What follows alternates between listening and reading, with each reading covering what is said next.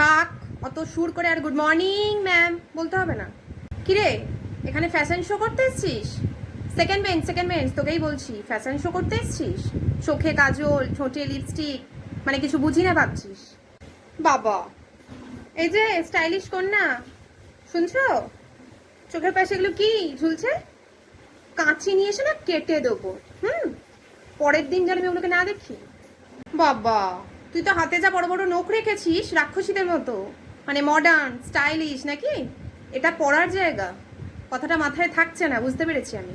নখগুলো কেটে আসবে। এই ওঠ, কথা বলছিস কেন? আমি পড়াচ্ছি তো। ওঠ ওঠ ওঠ, এগুলো আমার পছন্দ নয়, বেরিয়ে যা।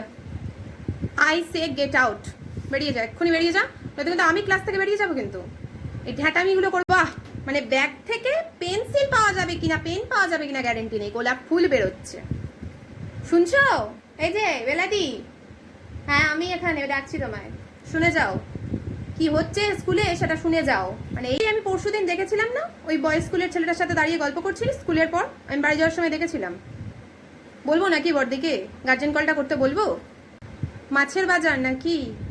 মানে তোদের মতো বদমাস আর এতটা বাজে ক্লাস আমরা সত্যি স্টাফ রুমে আলোচনা করি, এতটা বাজে আমরা কাউকে দেখিনি। তোদের যা অবস্থা, মানে কি বলবো, কারোর মধ্যে নিম্নতম ইচ্ছা নেই পড়াশোনার। অপদার্থগুলো উঠে আয়, উঠে আয়, আমি কিন্তু বারবার বলবো না, উঠে আয়, এসে এখানে বস ফার্স্ট বেঞ্চে। চুল খুলে চলে এসছিস, ফ্যাশন শো, চুলের ঝুঁটিটা ধরে না নাড়িয়ে দেবো। দুদিকে বিনুনি করে আসবি সাদা রঙের ফিতে দিয়ে, মনে থাকবে?